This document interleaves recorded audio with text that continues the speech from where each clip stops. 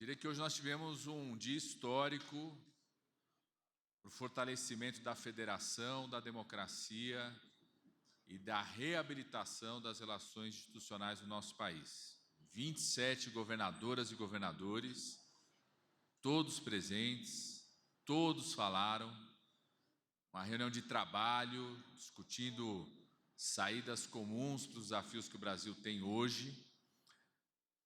Sai desta reunião um documento histórico, que é a Carta de Brasília, assinada por todas as governadoras e governadores e pelo presidente da República.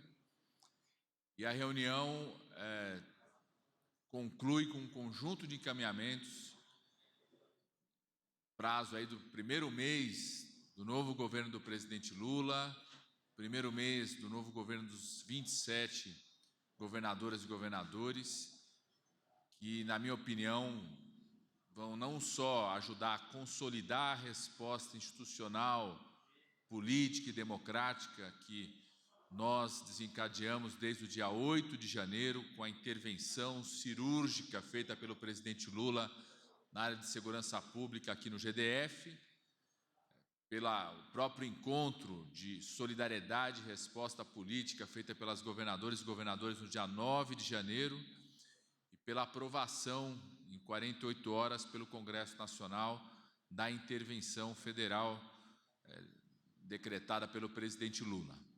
Essa reunião, além do documento político da Carta de Brasília, ela tira alguns encaminhamentos. Primeiro, a criação, sob a liderança do governo federal, de um Conselho da Federação, uma mesa permanente com representação do governo federal, através do presidente da República, do vice-presidente da República e do ministro das Relações Institucionais.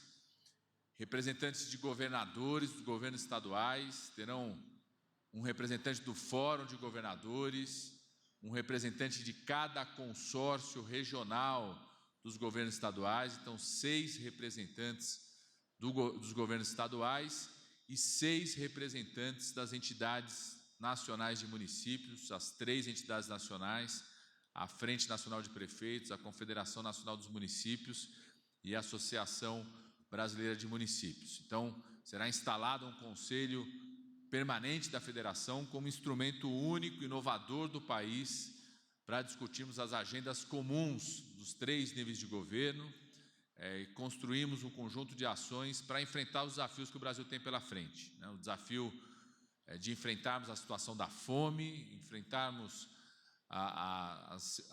os desafios do acesso aos serviços de saúde, enfrentarmos a recuperação de aprendizagem, a recuperação das estruturas de proteção ambiental no país e a construção de um ambiente econômico seguro, com previsibilidade para quem quiser investir no país, gerar emprego, gerar renda no país e conduzir esse reposicionamento do Brasil no mundo. O Brasil voltou para a primeira divisão da política internacional. O presidente Lula, inclusive, fez relato rápido da sua ida à Argentina, ao Uruguai, à cúpula da CELAC e as próximas viagens internacionais que fará aos Estados Unidos e à China. O segundo encaminhamento é a definição de um plano de investimento de obras comuns entre governo federal, estados e municípios. Esse plano tem um calendário inicial que será conduzido e liderado pelo ministro da Casa Civil, o ministro Rui Costa. Do dia 3 de fevereiro ao dia 10 de fevereiro, os governadores e consórcios têm um prazo para encaminhar os seus projetos prioritários, obras estruturantes. Primeira diretriz: retomar as obras que estão paralisadas no país. São mais de 10 mil obras paradas no nosso país, desde obras como Minha Casa Minha Vida, que foram paralisadas pelo governo anterior, mais de 4 mil obras na área da educação, obras na área da saúde, obras na área da infraestrutura logística do país. Então, a primeira diretriz, um grande esforço de prioridade de retomada das obras do país, usando recursos do OGU, políticas de financiamento, parcerias público-privadas, estímulos à concessão, uso dos recursos de emendas parlamentares aprovadas já, parceria com estados e municípios para essa retomada. E a partir do dia 13 de fevereiro, depois que os estados encaminharem entre 3 e 10 de fevereiro os seus projetos, nós teremos reuniões bilaterais conduzidas pela Casa Civil, com apoio da SRI, junto com os governos estaduais e o Ministério finalístico envolvido com aquela obra. Então, a partir dos projetos que serão encaminhados pelos governos estaduais, nós vamos fazer essas rodadas bilaterais. Também foi até solicitado, reforçado aos governadores que a gente possa fazer isso de forma online, para facilitar a participação das equipes dos governos estaduais. Faremos essas reuniões bilaterais de fechamento dessas propostas, com a ideia de que até o final de fevereiro nós tenhamos esse conjunto, essa carteira de obras, junto governo federal e governos estaduais. O presidente Lula, ainda no mês de março, terá 2 encontros com prefeitos e prefeitas, de 13 a 15 de março, no marco da reunião da Frente Nacional de Prefeitos. Nós vamos fechar uma data, nessas datas, de 13 a 15 de março, para que o presidente Lula tenha um encontro também com os prefeitos de capitais das cidades e regiões metropolitanas, que compõem a Frente Nacional de Prefeitos. E no final de março, no marco da Marcha dos Municípios, que vai acontecer no final do mês de março, certamente também teremos um momento de encontro do presidente Lula com as entidades municipalistas. Então, esse é um segundo encaminhamento da reunião, a construção desse plano de investimentos em parcerias comuns, mais um marco nessa relação. O presidente Lula fez questão de dizer que a era do conflito federativo, da era de um presidente da República que é um Estado e se negar de estar junto com o governador e governadora, disputar as obras, querer boicotar um Estado, acabou. E nós vamos construir esse plano de investimento de forma conjunta, em parceria com governadoras, governadores, prefeitos e prefeitas, independente de qual seja o partido desses chefes de governo. Um outro encaminhamento é o respeito e a valorização aos consórcios, que foram, infelizmente, demonizados pelo governo anterior, inclusive com disputas, desrespeito ao papel dos consórcios. Nós estamos valorizando os consórcios públicos construídos pelos governos estaduais, como também aqueles consórcios que são construídos pelos municípios, inclusive tendo uma diretriz clara de prioridade nos projetos, na discussão de projetos, de parcerias, das políticas públicas do governo federal com os consórcios públicos. Um outro encaminhamento é o lançamento pela ministra da Saúde de um movimento nacional pela vacinação. Ontem a ministra da Saúde, Nízia, já fez uma reunião na comissão tripartite, que reúne secretários estaduais e secretários municipais. Foi feita uma pactuação desse movimento nacional de vacinação, mais do que um plano nacional de vacinação, com a criação do departamento de imunização no Ministério da Saúde. É um movimento, com a ideia que é apresentada pela ministra da Saúde, que nós temos que mobilizar o conjunto da sociedade. Queremos, mais uma vez, agradecer o papel que a imprensa sempre teve nas campanhas de vacinação no nosso país, dizer que a ministra da Saúde vai buscar os órgãos de imprensa, a sociedade como um todo, lideranças religiosas, lideranças comunitárias, artistas, e quer essa parceria com os governos estaduais para que o Brasil volte a ter um movimento nacional de vacinação. A ministra fez questão de dizer, o presidente Lula também reforçar, que vacina é algo de interesse coletivo, de saúde pública, que nós precisamos combater qualquer tipo de negacionismo e fake news, pedindo inclusive o apoio dos estados nesse combate. O presidente Lula fez questão de solicitar aos governadores e governadoras que conversem com as famílias, conversem com os pais, conversem com as lideranças locais da importância da vacinação no país. A ministra da Saúde também apresentou para os governadores aquilo que ela já pactou no dia de ontem, que é um programa nacional emergencial para a redução de filas de cirurgias no SUS, anunciando já um investimento total de 600 milhões para esse plano emergencial, com antecipação de 200 milhões de reais, para que os estados já possam ter essa antecipação a partir do mês de fevereiro, pactuado estados e municípios, e a complementação desses recursos com a apresentação do plano e o desempenho de cada estado e cada município venha nessa execução. Foi estabelecido também que nessa relação com os governadores, na construção desse Conselho da Federação, nós teremos a ideia de ter com uma certa regularidade, se apontou pelo menos fazer um esforço aí de quase, pelo menos tentar 4 vezes por ano, dessas reuniões bilaterais entre o presidente da República e os 27 governadores e governadoras. E o governo federal, por orientação do presidente Lula, vai participar também dos fóruns regionais de governadores, fez uma orientação clara, quer saber o calendário da reunião dos consórcios, para que estejam presentes os ministros e ministras. Nós já fomos convidados pelo governador Cláudio Castro, que coordena hoje uma união aí dos governadores do Sul e Sudeste, que estão ainda em processo de formalização do seu consórcio. No começo do mês de março terá um seminário, então vai ter a participação tanto do ministro Rui Costa, da Casa Civil, quanto do ministro Fernando Haddad, da Fazenda, como a minha participação para os debates que ocorrerão nessa reunião. Então, esses foram os temas e encaminhamentos tratados, fico aqui à disposição das dúvidas que os senhores e senhoras possam ter, desse dia histórico do nosso país de restabelecimento. Nós estamos fazendo um verdadeiro programa de reabilitação das relações institucionais do nosso país.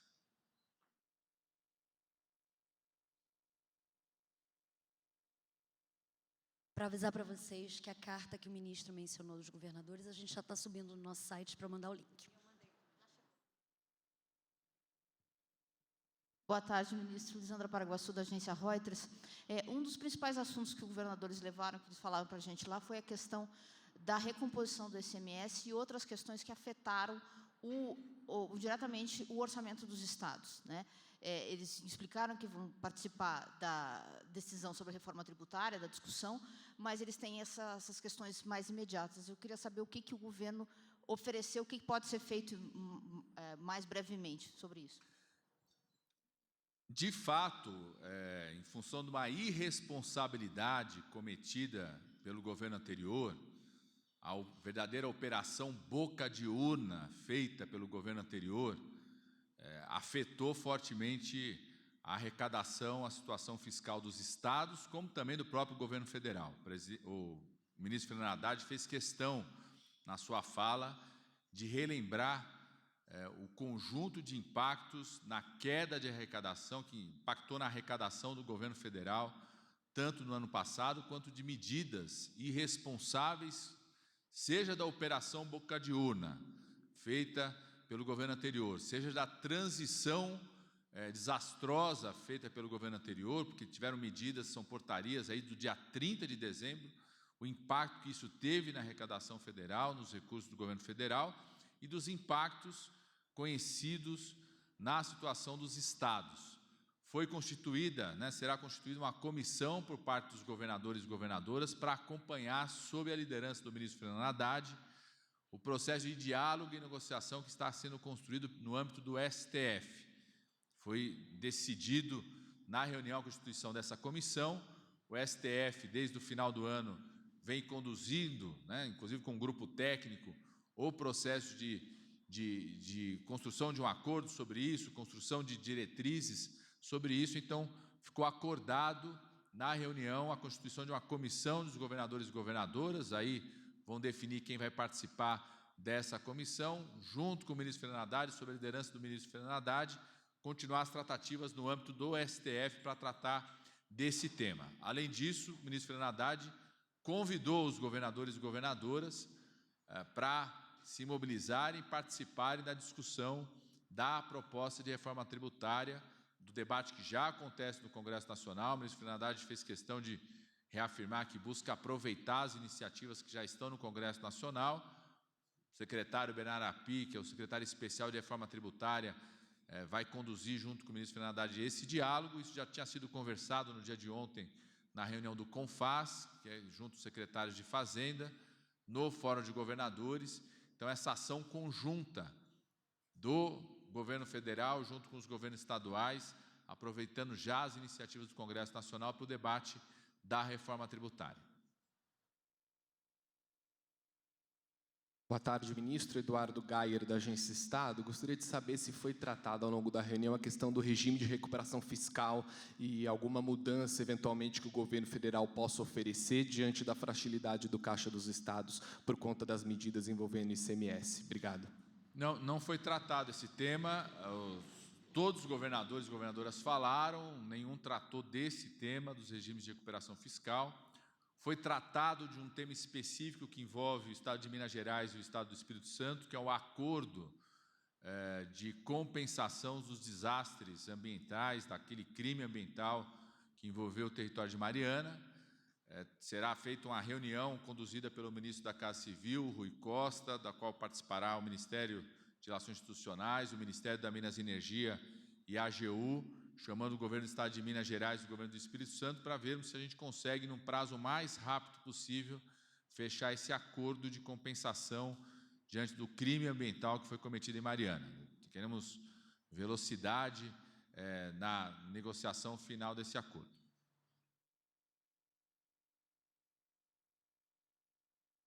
Boa tarde, ministro. Simone Iglesias, da Bloomberg. Parte da arrecadação que os estados perderam substancialmente, o que eles perderam foi por conta da redução do ICMS dos combustíveis da gasolina para 17%. É uma alternativa para o governo pensar em voltar essa alíquota aos patamares anteriores, que no Rio chegava até 32%, ou isso não está nas negociações com os estados? Não foi tratado desse tema.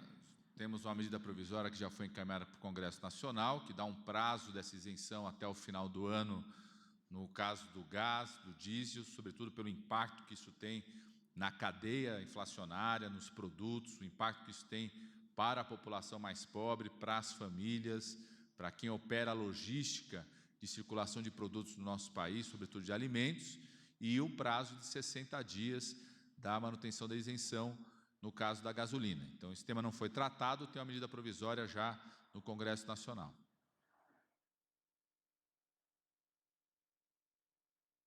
Ministro, boa tarde. Amanda Pupo, da Agência Estado. Sobre esse plano de investimentos, primeiro eu só queria saber se vocês vão chamá-lo de PAC, de novo PAC, né? PAC 3, não sei se tem alguma definição sobre o nome. E também se vocês já discutiram algum tipo de teto, de valor de execução dessas obras para cada estado, porque vai ter que atender várias demandas. Queria entender um pouco como vai funcionar essa questão e se vocês vão classificar todas essas obras dentro de uma carteira específica, ou se parte vai estar no PPI, se parte vai estar distribuída nos recursos da União mesmo. Queria entender um pouco melhor a sistemática desse programa. Não tem uma definição de nome, a gente aceita sugestões, tá certo? Mas não tem definição de nome ainda. Certamente na construção, junto com os estados e com os municípios, sob a condução do ministro-chefe da Casa Civil, será detalhado essa ideia.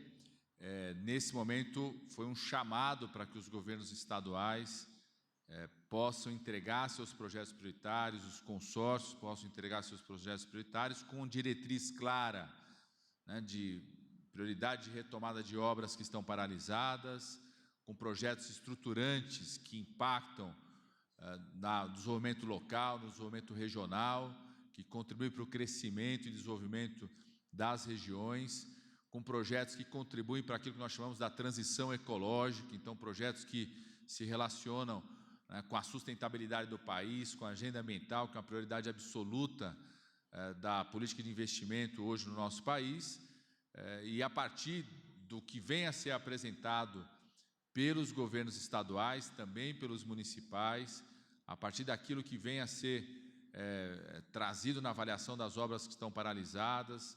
Estamos buscando, inclusive, informações que o Tribunal de Contas da União nos repassou já no período da transição. A partir disso, vai se poder fechar qual que é o valor desse investimento, ele ainda não está definido. Ele não será composto apenas com recursos do OGU, mas também será composto com financiamento, com estímulo a concessões, com estímulo a parcerias público-privadas, né, como já deixou muito claro o ministro Rui Costa.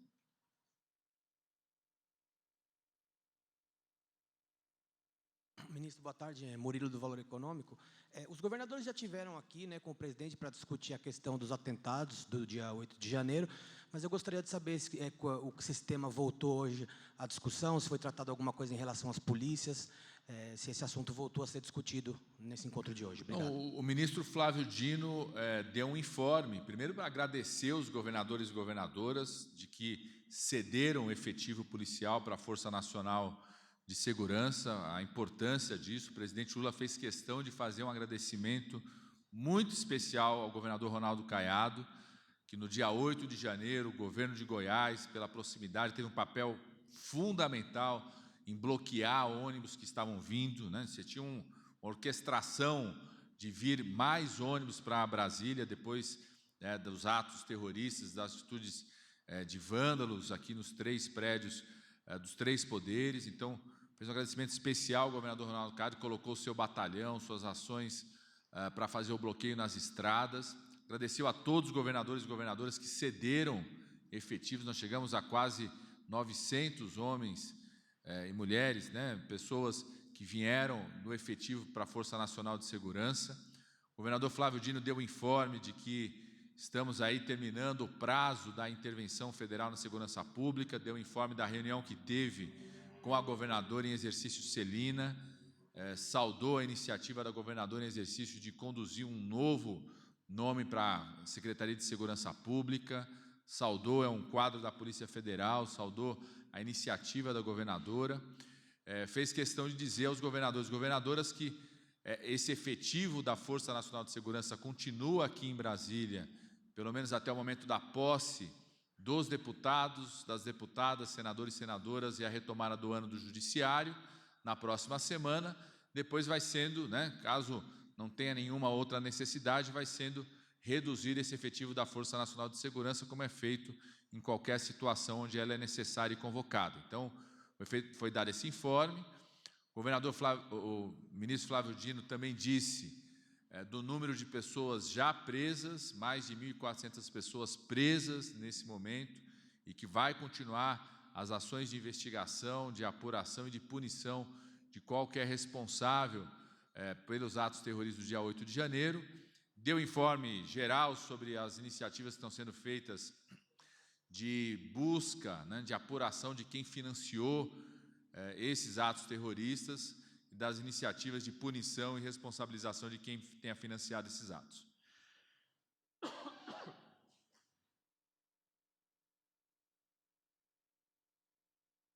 Ministro, aqui Natália Garcia, da Folha de São Paulo. Eu queria entender melhor a questão dessa comissão envolvendo o grupo de trabalho entre governadores e o ministro Fernando Haddad, porque hoje já existe o grupo técnico, que foi criado em dezembro, com duração de 120 dias. Qual que é a diferença entre esses 2 grupos de trabalho? Enfim, se seria uma coisa mais permanente? Não sei. Não, tem um grupo técnico estabelecido no final de dezembro, no âmbito do STF, do qual participam o Ministério da Fazenda, alguns técnicos que envolvem, inclusive, os governos estaduais.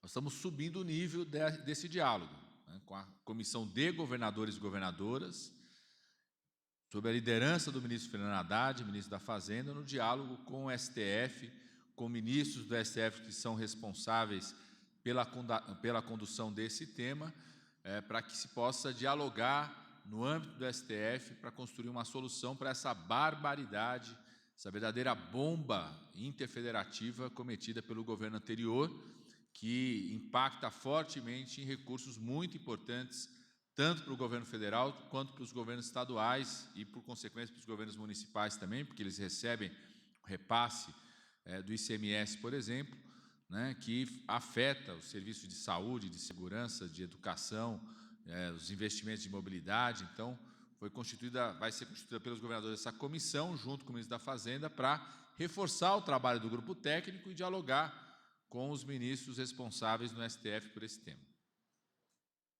Obrigado. Agora vou tentar almoçar, senão eu perco o almoço lá em Itamaraty. Mais uma.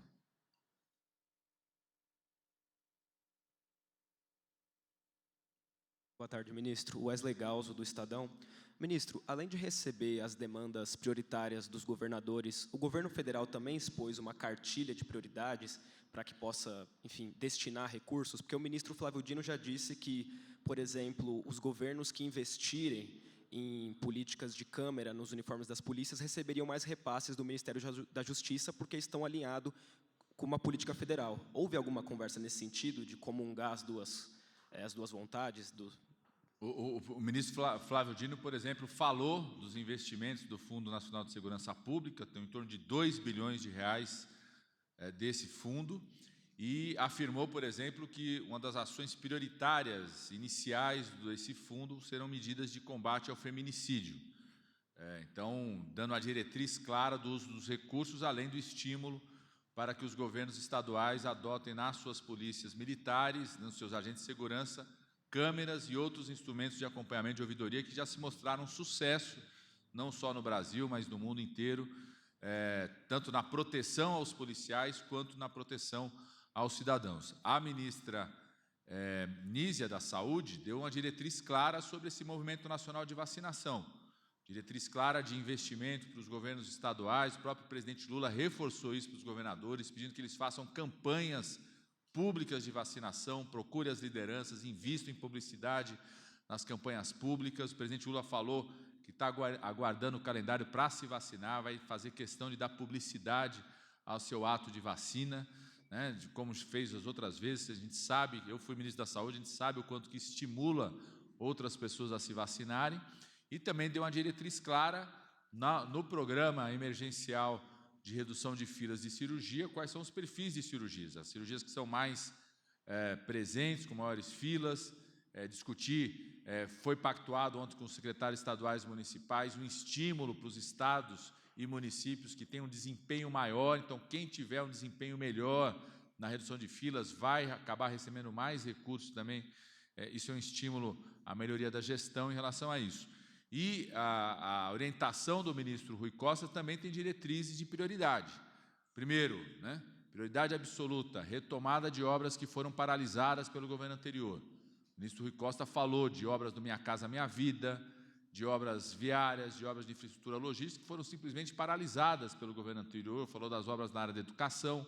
Então, a retomada de obras é uma prioridade, Projetos que possam ser executados nos próximos 4 anos é uma prioridade absoluta. Projetos que dialoguem com aquilo que nós chamamos da transição ecológica é uma prioridade absoluta. Projetos que dialoguem com a retomada do desenvolvimento econômico sustentável é uma prioridade absoluta. Como também o apoio do governo federal a modelagens, sejam de PPPs, de parcerias público-privadas, como mecanismo de concessão. Então, são essas diretrizes iniciais que foram dadas de projetos e obras na área de infraestrutura logística, na área de comunicação, como levar a internet para os cantos do país, internet nas escolas, na área de transporte, na área da infraestrutura social, como habitação e saneamento, são as prioridades absolutas aí, além da retomada das obras, foram orientadas pelo ministro Rui Costa.